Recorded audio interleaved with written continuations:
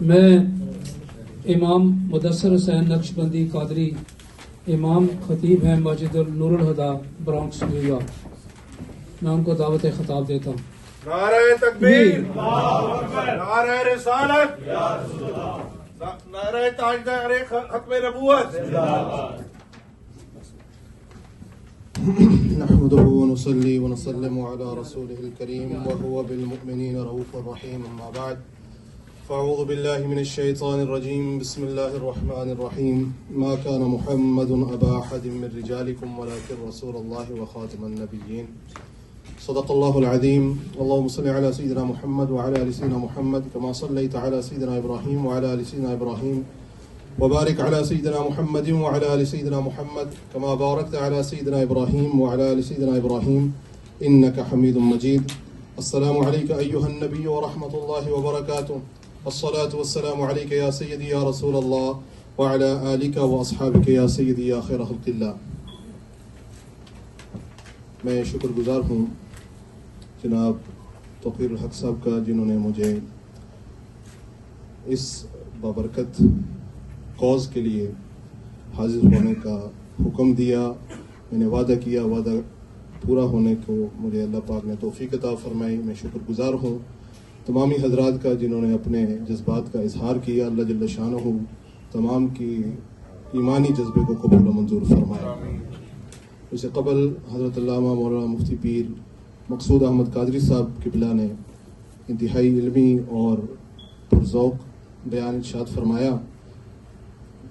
تقریباً میں نے اکثر حضرات کے بیانات سنے، خیالات سنے، اور جو مجھے محسوس ہوا وہ میں ابھی آپ کے سامنے بیان کرنا چاہتا ہوں. کسی کی دل آزاری مقصود نہیں ہے.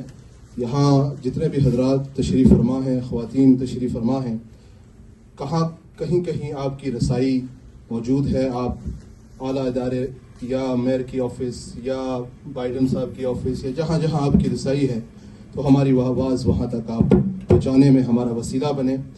کیونکہ بعض باتیں یہاں کہی گئیں، یہ کہا گیا کہ یہ سیاسی جلسہ نہیں ہے، صرف دینی جلسہ ہے، اور کاش ایسا ہوتا.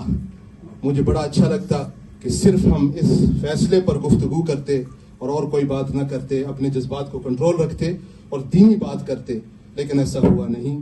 تو جو باتیں ہوئی ہیں اس پر میں اپنی اظہار رائے کا حق رکھتا ہوں، میں اظہار کرتا ہوں. اور سب سے پہلے چونکہ ختم نبوت کے حوالے سے حضرت علامہ صاحب نے بیان فرما دیا، آپ لوگوں نے بھی سن لیا، میں پور تائید کرتا ہوں، اس بارے میں کسی کا دو رائے نہیں ہے. لیکن جو باتیں ہوئیں، سب سے پہلے چونکہ بائیڈن صاحب کا یہ ذکر کیا گیا اور کہا کہ I am proud to be an Irish American, یہ کہا نا، تو یہ وہی بائیڈن ہے جس نے کہا you don't need to be a جو ٹو بی اے زائنسٹ. یہ بھی بات آپ کو سمجھ آئی کہ یہودی یعنی زائنسٹ ہونے کے لیے اور فلسطینیوں کا کلا کما کرنے کے لیے آپ کو یہودی ہونا ضروری نہیں ہے، آپ یعنی زائنسٹ پھر بھی بن سکتے ہیں. یہ اسی نے کہا ہے، تو ہم اس پر بھی احتجاج کرتے ہیں.